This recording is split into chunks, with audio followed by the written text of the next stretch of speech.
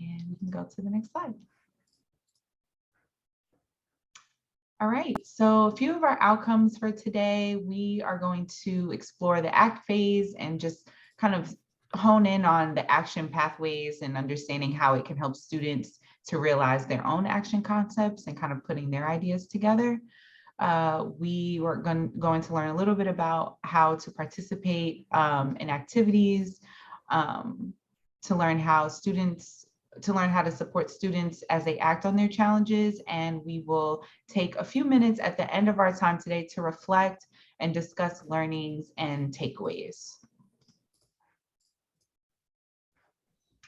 So if this is your first time hearing about the Siena Solutions Challenge, I'm just going to give you a bit of context on what the challenge is all about.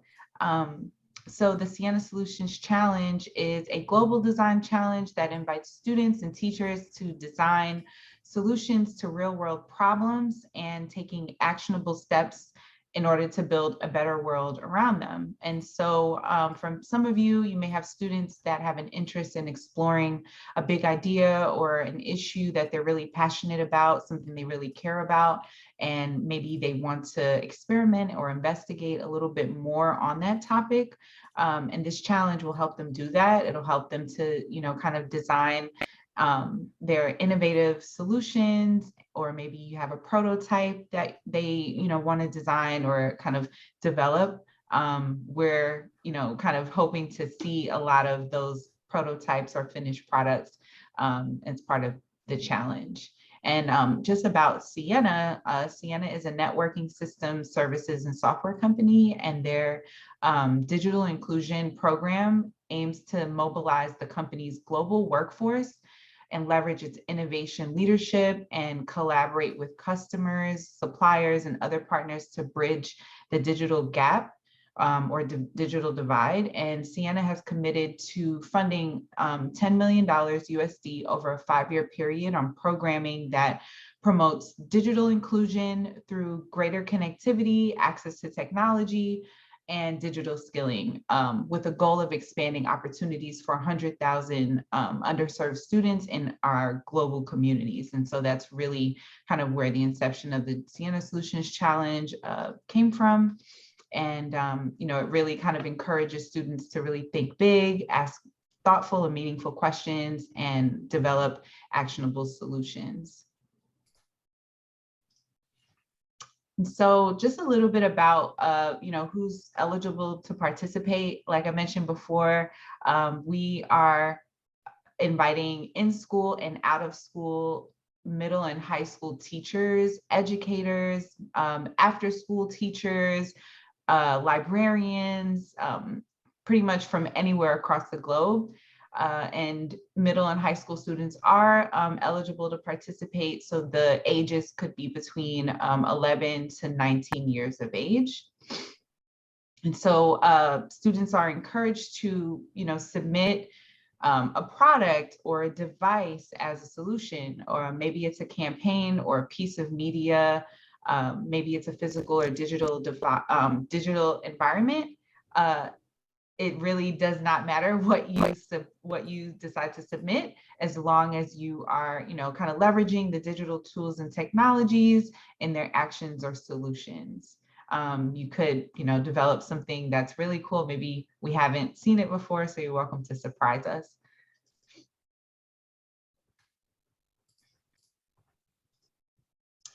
And sorry, I just need to get my things together.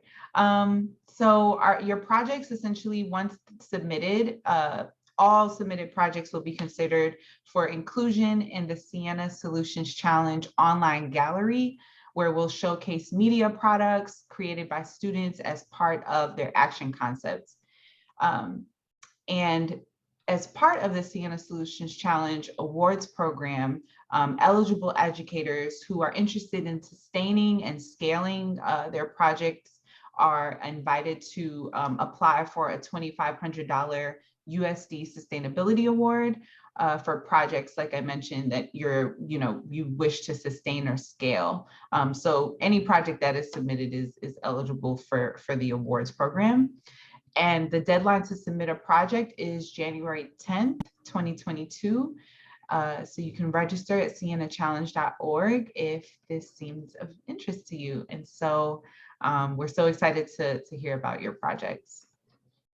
And just a little bit of before we begin, we are interested in learning about you. We have somewhat of a small group with us today.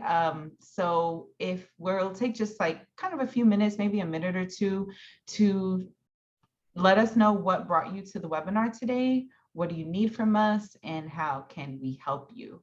And you are welcome to share your responses in the chat box. Or you could jump on mute, off mute if that's helpful.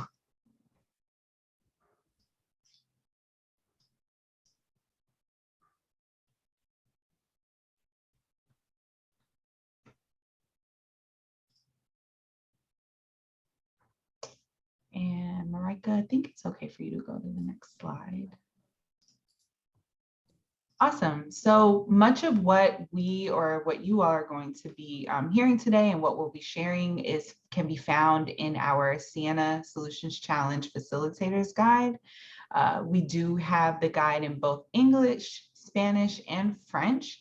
And like I mentioned, the Facilitators Guide is in support of you as the educator, as the facilitator, and it'll help sort of guide you alongside your students and their challenges. And Marika has went ahead and added those English, Spanish, and French facilitators guides to the chat box, so that'll link you directly there. And without further ado, I'm going to hand it off to Marika. Awesome. Thank you so much, Carissa.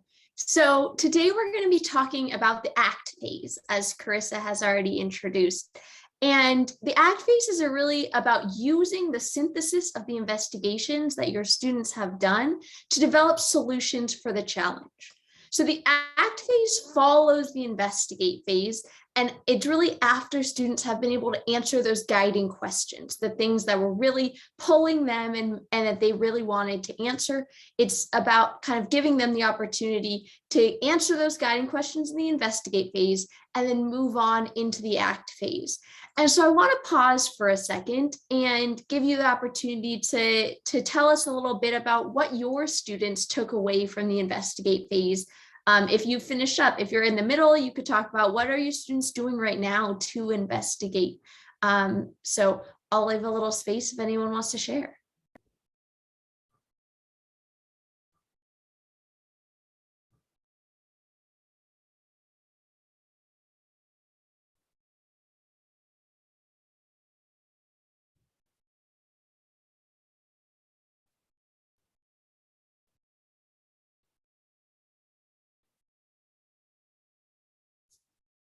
Okay, well, if anyone wants to add something, feel free to jump into the chat as I continue to speak.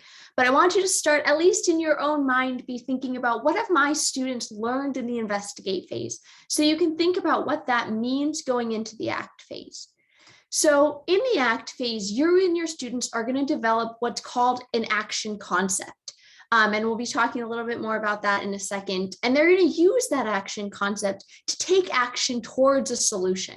We know that your team, your students might not be able to solve the big problem, the essential question that they are looking at, but it's really about taking actions toward that solution and making change to create the world that the students want to see and want to live in.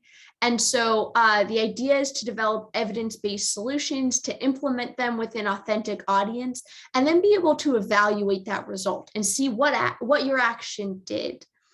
And action concepts, as I mentioned earlier, emerge from the findings you made during your investigate phase. And so we have a template that we encourage you to use for an action concept. You don't have to write them this way, but we find it helps students to lay it out and to think about what their action concept is. And so this template has 3 parts. It starts with in order to, I or we will use, to create.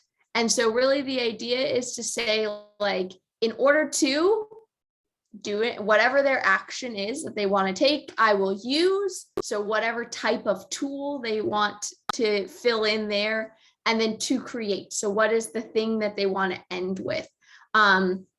And this isn't only the only way to write it, as I said, but it does give that helpful structure. And when students are writing their action concepts, remember that they don't need to select the app or the tool that they're going to use before they write this concept.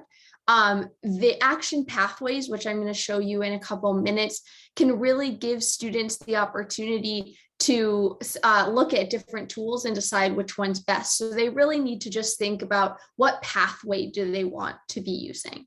And I'll have an example in just a second.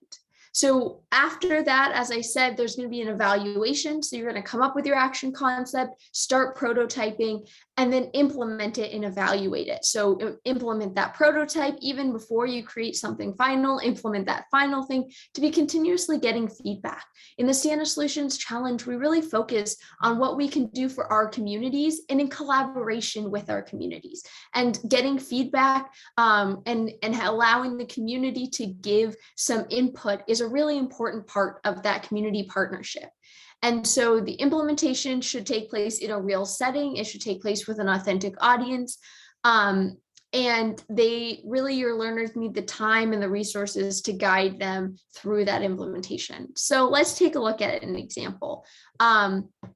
One example challenge and essential question might be, how can we make it safer for the elderly to live at home? So in this case, students have identified that elderly individuals, maybe their grandparents, maybe other elderly people that they know, live at home, and they might live out alone at home, but that it's not necessarily safe for them, that there's high risk and high levels of injury. And so in the investigation, the students might have learned that a common danger for the elderly is falling, and that seniors in their community tend to remain in these large houses even after their families have moved out.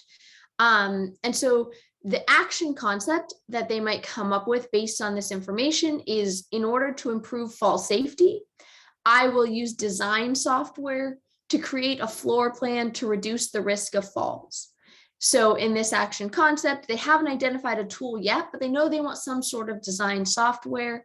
They know they want to improve fall safety, and they're going to use a floor plan to do that. So considering, where do you put furniture, where do you put handholds, different things that might help protect senior citizens that they know. And so the students create these floor plans and implement them and show them to some members of their community. And the seniors really had difficulty reading the text because it was too small. The size was too small. And some felt that the floor plans that had been created were really relevant if you lived in a single family home, but wasn't as relevant for an apartment. And so then the team went and iterated to learn more about how to design for visual accessibility, and remade some floor plans, or made new floor plans for seniors that were living in apartments, learning about what was their experience like, and then creating a floor plan for them. So I want to pause here and ask, are there any action concepts that your students have already developed, or action concepts that your students might be moving towards?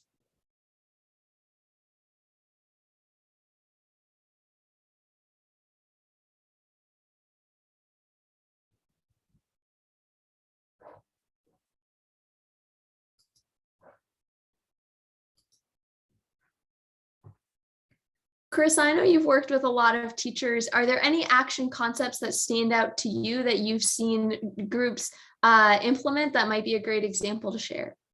Yeah, so back when we actually started the Siena Solutions Challenge project earlier this year, we actually ran a pilot before launching the full challenge. And one of the projects that were submitted by a pilot educator was a 3D design sort of space using Mozilla hubs, but essentially this educator used SketchUp software for his students actually used the software SketchUp to create, they sort of reimagine their spaces because the topic of their project was community sustainability. And the students really wanted to reimagine what their space, what their community or neighborhood space could look like if it were sort of designed by them. And, that's that type of innovation that was used by, sort of the students and the educator both kind of went in or they sort of answered the question of like, how can we, map and find meaning and define their physical spaces in their own communities with using just, sort of virtual tools, and that's sort of the action that they decided to take. I remember that project. Wasn't there an empty lot that was by their school? And so they were reimagining what this empty lot near their school could be. And then they used the Mozilla Hubs to showcase those different ideas. Yep. Yeah. So that's a great example of, they didn't, maybe if they got the sustainability award, they could see what it would take to actually build that, but even to start reimagining and be able to share with their community how they would love to see these spaces near them reimagined and used is a great start at being able to work towards a solution of not having these empty spaces around them and being able to have safe community spaces to be in. So I'm going to pass it back to Carissa, who's going to talk about some awesome resources that we have to support you throughout this. Yep. So we have a few different resources, and what I'm about to share, we'll also share it in the chat box, but we do have them posted in the resource library. And so in order to support students to gather ideas that they have, they have sort of gathered throughout this process, we have provided a sparking lot and challenge organizer guide for developing an action concept that Marika was just sharing sort of the prompt for from that sparking lot. And we will explore more of this shortly, but this is one really helpful resource that you can find if some of your students might have more than one idea or more than one action concept, and you kind of need to get a space for them to jot those down and not to lose them. We do have those available. And then in tandem with that, with the Sparking Lot resource, we also are encouraging for educators to utilize the Student Challenge Organizer, both the act phase synthesis and challenge synthesis. And these items really, these documents really encourage a reflection and documentation of ideas. And so I'm sure, as educators, you are in a classroom or with your students, just kind of having conversations and just talking with one another. And you want to make sure that students are really documenting those conversations and some of the ideas that come out of them. So we recommend students completing the action phase synthesis of the Student Challenge Organizer and the challenge synthesis once they've completed the entire challenge. And, it'll really kind of help students to reflect on what they have done and what they're learning throughout the process.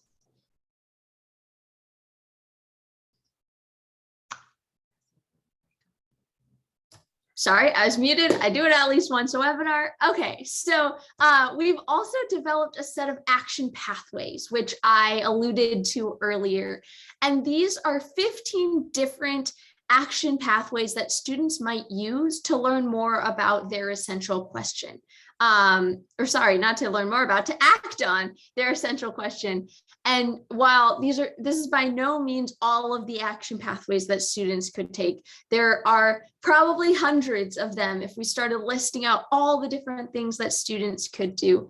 But these action pathways are just a few of the options, and we provide some documentation for each of these that we're going to show you in a couple minutes to really help support you and your students. And we tried to, as we were developing these, kind of have a range between some of these are very technology heavy, some of them are a little technology lighter and more arts heavy. And so while in the Siena Solutions Challenge, we really want to see students who are leveraging technologies to support their projects and support their learning. We also acknowledge that not all kids want to program something. Not every kid wants to create a video. And so we really want to let them be able to find the action pathway that is both authentic to their action concept, but is also authentic to who they are and what they're interested in. So I want to take a pause and see if you guys have any action pathways that your students might already be using. What are your students doing as they try and solve their challenges?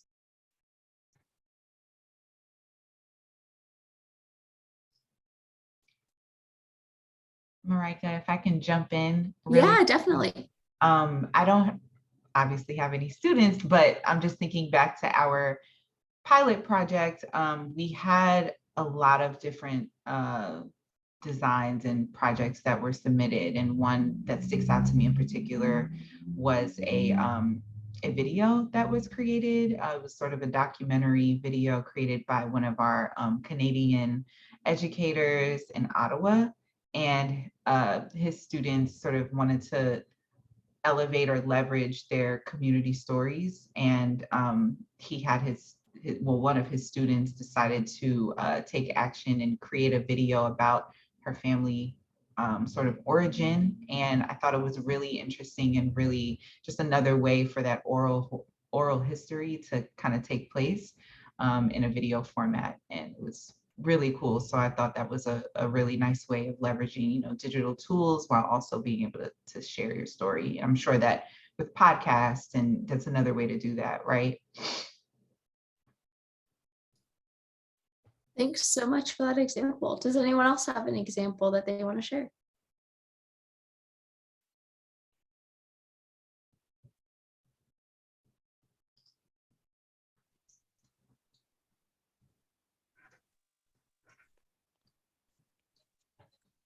Okay. We'll keep having opportunities, so keep thinking and be ready to jump in. I want to quickly show you how you can find these resources. So if you go to the resource library on siennachallenge.org, there's a couple different ways that you'll get through this. So the first way is Carissa has put a direct link in the chat box. So that's the easiest way to get there. But in case you're on the website and don't have that direct link, if you click this resource library at the top of siennachallenge.org, it's going to take you to this page. And this is really just kind of an overview of what's in the library, because we know there's a ton of stuff there, which is awesome for resources, but is not great for understanding everything that's there. So this page can help. If you scroll down, it has that same link that Carissa shared right here when you click on Action Pathways. If you're all the way in the library, that link will take you and it'll sort it by language and by resource type automatically. So right now it will only show Action Pathways because you followed an Action Pathways link. I will reiterate, all of our resources are available in English, Spanish, and French. And so no matter which of those 3 languages, the same materials are available. And then in that library, we have all 15 of these methods. And there is a question in the chat about maybe explaining what a campaign path might look like. So it's a great question. So in the advocacy campaign action pathway, it prompts students to create some sort of campaign, whether it's a social media campaign, whether it's a poster campaign, whether it's some sort of like speaking campaign, whatever it is, some sort of advocacy campaign to share the knowledge that they've gained and then try and encourage others to make a change and to act on it. And so I'll show you that each of our action pathways has a bunch of different parts. So I cut these apart. If you try and read, there's missing parts here, but I wanted to show you everything that's in each action pathway. And so all the action pathways start the same. Whoops, let me go back. There we go. I need to stop touching my mouse. They start with an action concept at the top. So once your students have developed that action concept from their sparking lot, they can put in their action concept. It starts by having kids just explore. Have your students explore a little bit of what has this action pathway looked like. This can also be helpful if students don't know what action pathway they might want to take. They could just come to the explore section of a few of these to see, what does it look like to use this action pathway, and see some examples. And as much as possible, we did try and put youth examples in there. So it's not just examples created by adults. There's also examples created by youth as well. Then it leads students through planning, selecting the tools, as I said, we have kind of a tool guide on each of these action pathways. This again isn't exhaustive, but it does give a variety of different tools that students could use. It leads students through prototyping, testing and redesigning, creating their actual thing based on their prototype, and then connecting and sharing it out and thinking about scaling and sustaining. And so all of this is written up for each of these 15 action pathways, including the campaign pathways. So if you access that one, which Carissa put in the chat, thank you so much, you'll be able to see kind of that overview of the pathway. And I do want to point out that these methods were developed to connect to various skills and disciplines, so we can align challenge-based learning to the overall learning goals that you already have for your students. So how you connect will depend on the students' actual processes, but students have the opportunity to use things like computational thinking when they are creating a data-driven story, or when they're programming an animation in Scratch, right? They might use design thinking as they're developing a website, or as they're making a digital publication and thinking about how to lay it out. So there's a lot of different skills that can be connected to these action pathways. On the challenge builder, which if you've been to other webinars, we've shared kind of helps students work through the process and plan. And so on the challenge builder, you'll notice that there's a place for students to select their action pathway. There is an other column because, as I've said, we don't have all of the action pathways. We just have as many as we could make. And then it asks students to justify why that pathway is appropriate for their audience, to write out their action concept, and then to think about how they would connect and share, scale, and sustain. And we have, in case you want to see what this looks like, we have one example for a challenge around the environmental impacts of cities. So you can see that in this example that they decided to create a data-driven story. You can see kind of how did they justify that? Why was that a good way to show the environmental impact of cities? And then what was their action concept? How did they connect and share, scale, and sustain?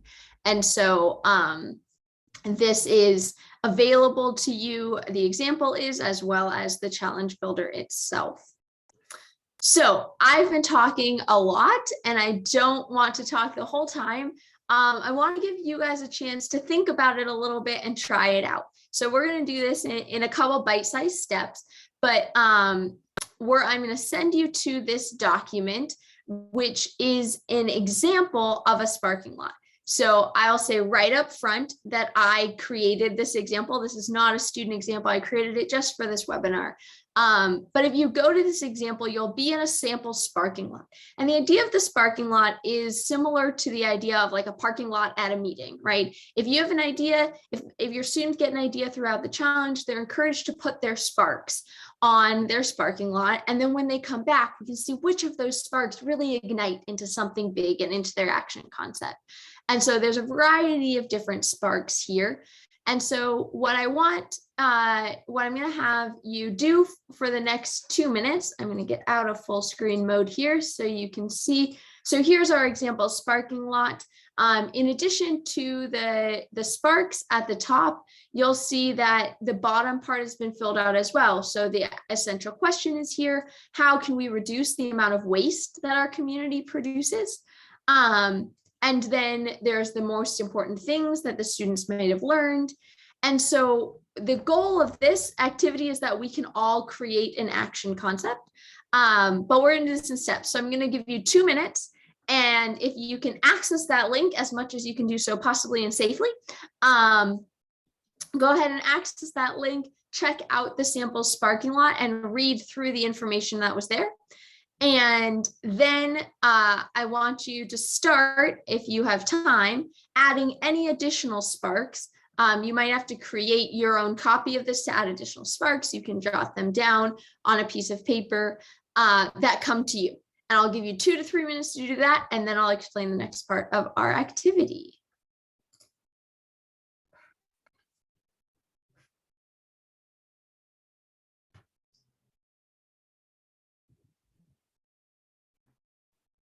I'll go ahead and start a timer if you haven't That'd already. be great. I'm watching a timer, but yeah.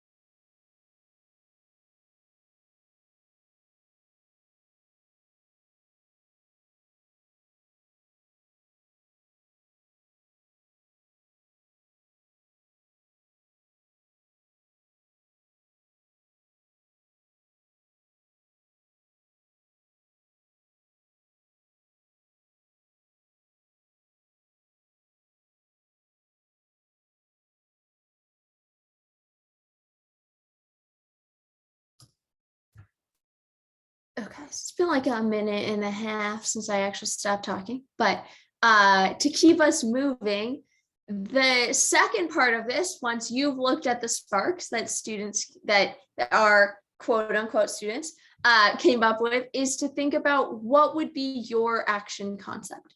So given the essential question, how can we reduce the amount of waste that our community produces?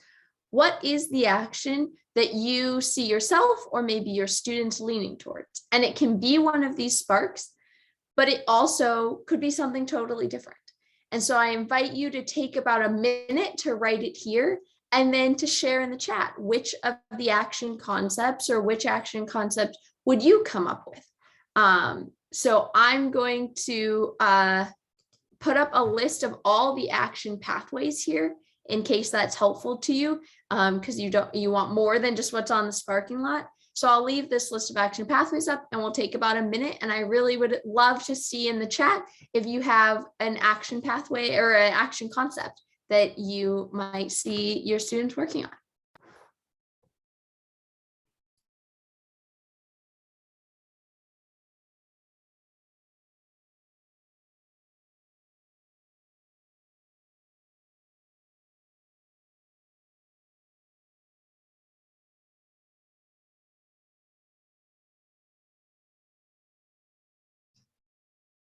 So a question for you, Marika. Yeah. An educator might have an idea of what their students are going to be doing, but they're not exactly quite there yet. What do you recommend for those educators that are like, they have an idea of a tool, but they kind of don't want to prescribe that for students, but they just kind of want to help kind of guide them towards it? What do you recommend for those? Because I'm wondering if maybe that's where some folks are. Yeah, that's a great question. So in this example, I purposely made a sample because it really does need to be up to your students about what that action concept is, right? And it could be a class-wide decision if you don't want your students doing a bunch of different things, but it does need to come from the students. And so you ask a great question, Chris, of, how do you guide students towards things without prescribing what they need to do? And I think I have a couple solutions or possible solutions, ideas. One would be, at least for my students, when I taught middle school, giving them 15 different options would have overwhelmed some of my students. They would have spent the whole class period looking at this list of 15 things and would have ended by not knowing what to do. And so one option that you have is for you to select some choices and give your students 3 or 5 different action pathways that you want them to potentially use and would be in alignment. And maybe leave open the door for them to quote unquote apply to you or to suggest to you a different action pathway, but give them a more limited choice. And so maybe what it is you want to make sure that your students are doing some computer programming. And so in that case, you give them the option of creating a game or creating an animation or using HTML to create a website. And so in that, you're making sure that all your students are using skills, but they have the same kind of skill, but they have different pathways to do that. And another option would be like, if you have some specific tools in mind, but that tool has different purposes, you could introduce the tool to your students and then let them choose what they're going to create with the tool. So for example, one that comes to my mind is Canva. Canva has a ton of different opportunities with it. And so if you wanted to introduce your students to Canva and doing some digital design with Canva, they could all use Canva, but some students could create a campaign with Canva. Some students could create a digital publication. Others might create some sort of digital art with it, right? And so you could also center around a tool while then allowing choice about how that tool is used. So those are 2 ways that I would suggest for celebrating student voice. That's awesome. Those are some great tips. Did anyone come up with an action concept? I know I was chatting. I'm not very good at silence, but any action concepts that you might have come up with, and maybe one that we put on the Sparking Lot, maybe one that you came up with.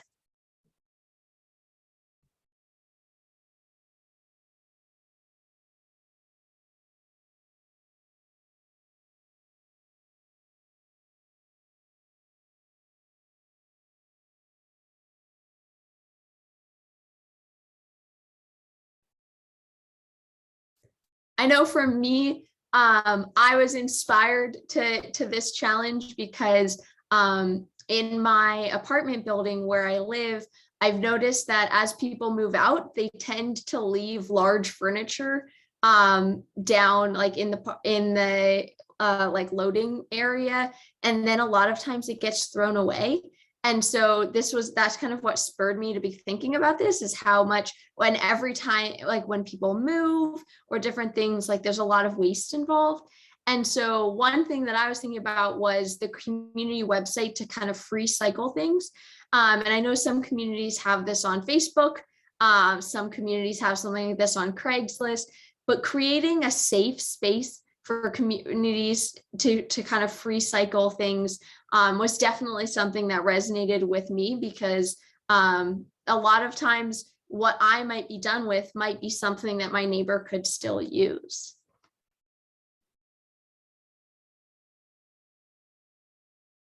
I really like that idea. And I love that you just kind of saw an issue like right at hand and was able to, kind of develop I guess an actionable step in that way. That's awesome. Yeah, I mean, it's what I hope our students are able to do, right? Is see a challenge that their community is faced with and come up with ideas. Mm-hmm. I'm not I don't consider myself to be a very artistic person. So something like creating a piece of digital art to show the trash probably would not be super up my alley, but it's definitely something someone could do. Grace just shared in the chat to collect waste and sort it. And so you can decompose waste into manure for crops. And so encouraging composting and sorting waste so that you can recycle what's recyclable, you can decompose what will kind of turn into great compost, and then as little as possible can be thrown away. That's a great idea. So we encourage you guys to kind of continue to reflect on this. I'm going to pass it back to Carissa to talk about some next steps.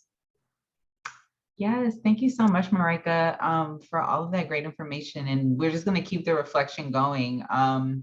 If you know, kind of went through this information and just, you know, can kind of sit with it for a little while, we have some reflection questions up here. You're welcome to answer them in the chat box or in off of you're welcome to also get off mute, get off of mute. I can't talk today. And just wanted to know a little bit about maybe about where your team currently is. We're still sort of we might be at that midway point now. Some of you might be just starting to develop an action concept or maybe not there yet. So we're interested to learn about your successes that you want to share. If there anything that your team is maybe struggling with or finding challenging that we can support with. And are there any action pathways that you think would resonate with your team and the challenge you're working on? So I didn't read that in order, but you know, you're welcome to just kind of reflect on that. And while you're reflecting on that, I'll go through the next slide, which is next steps. So feel free to answer some of those reflection questions in the chat box. And while you do that, I'll just kind of go over some next steps. And so for our next upcoming Educator Connections, we have a 30-minute educator meetup next Tuesday at 12 p.m. Eastern time.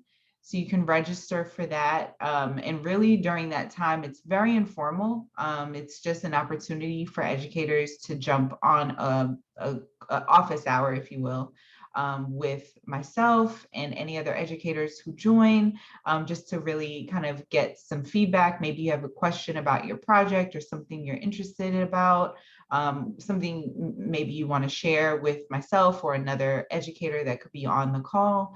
That's just a really informal time for you to just kind of connect with other people and ask questions.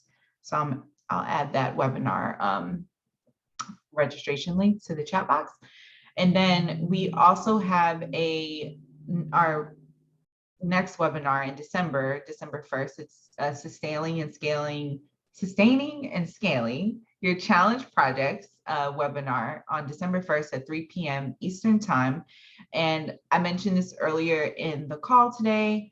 As part of the Siena Solutions Challenge project, we are having an awards program where if you find that one of your projects is really cool and you want to sustain it and kind of see what else can come out of it if it were scaled to a larger number of people or a larger group, we are taking considerations for that. And so this webinar will kind of help you consider or make some considerations to your projects if you are interested in scaling and sustaining. I'm just looking through the chat box. It looks like Grace said that her students would, my students would think about doing a campaign or a video or designing a space would fit in their reach. That's awesome. Is there any sort of support you think you would need from us from that? Or, I mean, I think those are great ideas. Marika, do you have any? Oh, looks like you already responded. Yeah, I see those are great ideas. I love the diversity in the ideas so that students can really pick kind of some, you know, what matters and is most resonant with them, but that limited number of choices could be helpful to them to kind of hone in on what they want to do. Exactly. I'll just kind of keep moving on. I know we're almost at time, but really quickly, I wanted to just share a quick just note here. If you are sort of midway through your project and you are looking for some feedback, the Siena Solutions Challenge team is we're making ourselves available to you to provide feedback to your projects. Maybe you have a question about something. Maybe you're at this point now where you're like, I'm ready to submit, but I just want to make sure that everything is, you know, looking good. We are accepting submissions for feedback. So I'm just going to share this link in the chat box, and it'll take you directly to the draft submission worksheet, where you can just kind of fill the submission worksheet out for us, email it to siennachallenge.org, and you can schedule a time to connect with us, and we can use that time again to share some feedback and help you with your submission. And then finally, throughout your projects, we know that some of you might have just started, some of you might have been working on this in September or maybe earlier than that. We are making a Siena Solutions Challenge documentary of the process and of your project stories and things that you may have reflected on. Maybe your students have a really cool story that you want to share related to your project. And we are inviting you all to share your responses and your projects or your photos or videos to be featured in the mini documentary that we are creating.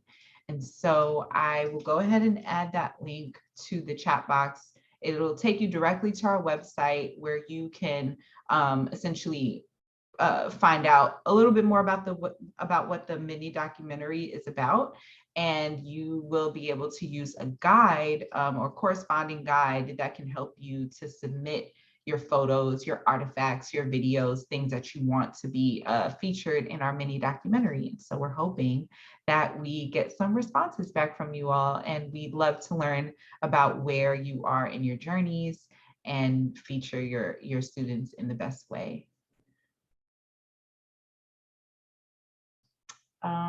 Grace asked, what is the least time you can use to work on this project? If I'm understanding your question correctly, are you asking about the time it takes in which to work on the project? I want to make sure that I'm understanding.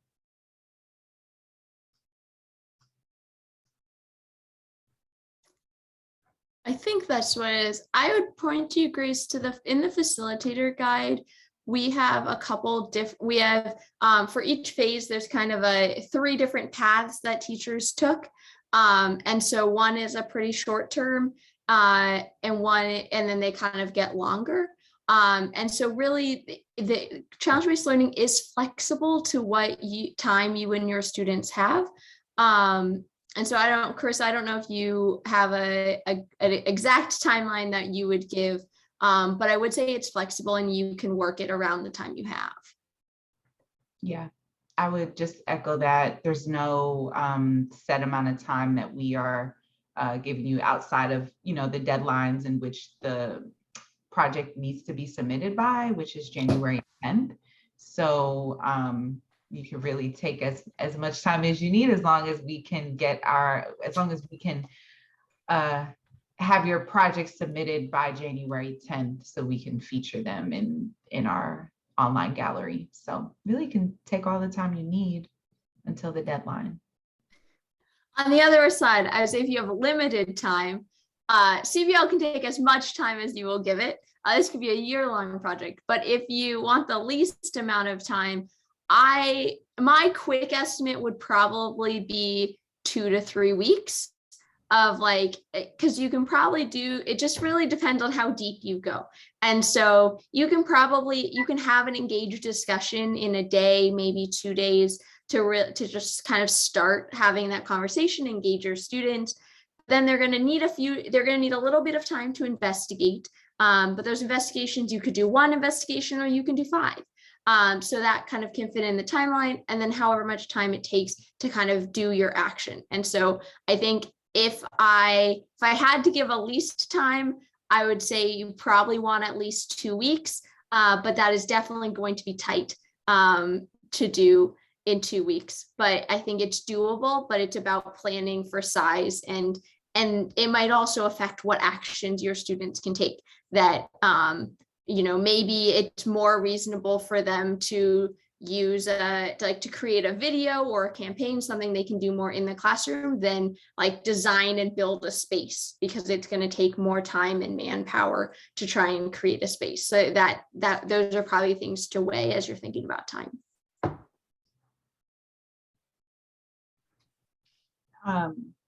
One more thing I wanted to mention, since we're kind of talking about projects and what you can submit and timelines and things like that. If you are noticing that your students are sort of developing a prototype and maybe it's not completely a finished project, that's totally fine. We welcome, prototypes or maybe blueprints or designs. So as long as, you're using or leveraging digital tools and technology within that, your project or your action doesn't have to be completely finished or well thought out. We're just kind of hoping to get your ideas and your projects in or submitted, but again, it doesn't have to be totally finished, if that makes sense. So I just wanted to mention that you are welcome to submit a prototype or a design of something you hope to design. Maybe if you're planning to submit for the awards program, if that's like your idea to sustain and scale, we welcome those ideas as well. And I think that's great clarification that your students are home and there's a COVID lockdown, and so you're not able to see them. And that's definitely a challenge that some of our teachers have faced before. One of our pilot teachers did the whole project virtually with her students in India, and they were not able to leave their homes. And so what they ended up doing was creating, like Carissa talked about, they created videos about their prototypes. And so they each created a finished product that described their action, but not all of them were able to do those actions. And then some of them did them at a later time once the COVID restrictions were lifted. But that's, like Carissa was saying, where maybe the sustainability award is something that could help you, that students can design and prototype what they want within their houses and in a way that's safe and socially distanced. But then if there's a time in the spring where you could come together, you could create a plan for how you could then enact those actions after the January 10th deadline.